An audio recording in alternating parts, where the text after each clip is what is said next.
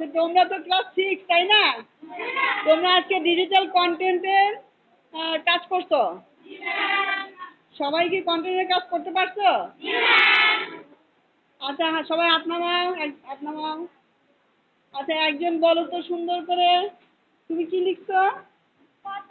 কলা খেতে ভারী মজা। আমরা একটা কন্টেন্ট তৈরি করবো, তাই তো? আমাদের উদ্দেশ্য হলো আমরা কন্টেন্ট তৈরি করবো। তুমি কি কি লিখেছো বলো তো? জোরে বলো, বলো কি আচ্ছা, ও লিখেছে গতে করে।